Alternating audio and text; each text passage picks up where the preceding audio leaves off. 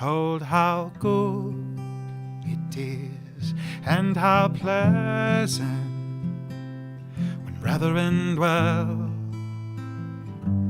in unity.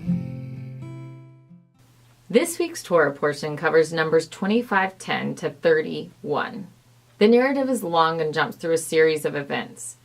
Pinchas, the priest, goes on a zealous rampage when the moral order of the camp completely breaks down.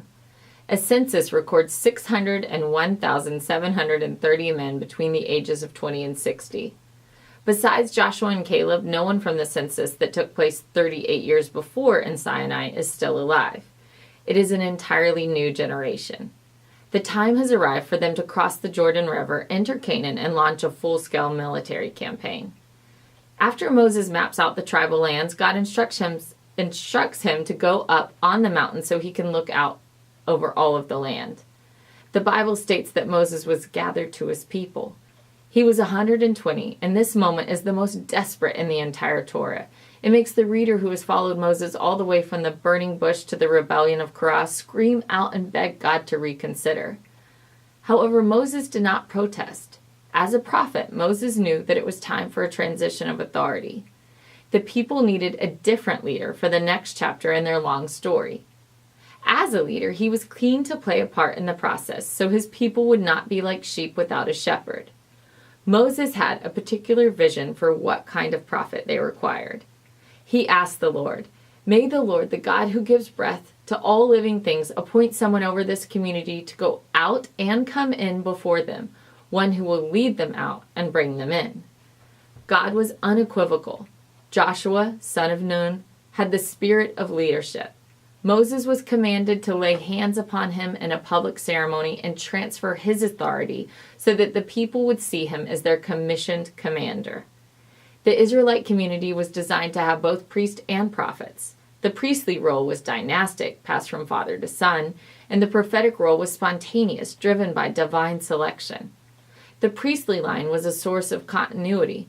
The prophetic line was discontinuous and ad hoc.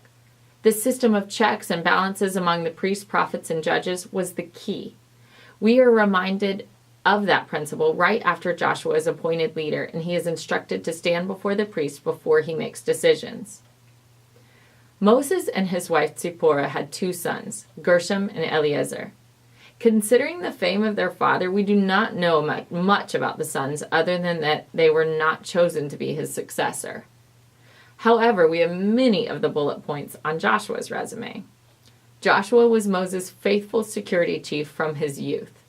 According to Exodus 32:17, when Moses was on Mount Sinai, Joshua waited at the foot of the mountain like a bodyguard. As Moses descended, Joshua could report to him about the golden calf.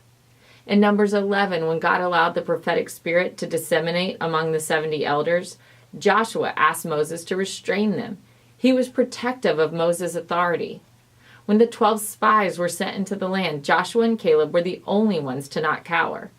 They believed the land was exceedingly good and worth the fight.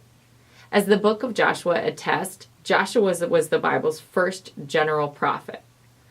While Moses was tasked with delivering God's people, Joshua was appointed to conquer God's land. Deliverance and conquest are very different tasks that require very different leadership styles. This was exemplified in Rephidim when the Amalekites launched a surprise attack. Aaron and Moses stood on a hilltop with their arms raised to heaven. Joshua battled it out with a sword alongside his roughshod army and led them to an unlikely victory. Moses, through the power of God, performed signs and wonders that tilted the laws of nature. The miracles God performed through Joshua were not going to be as obviously supernatural, but considering the long odds of the many military campaigns in the book of Joshua, they were no less miraculous. Shabbat Shalom. Behold how good it is, and how pleasant when brethren dwell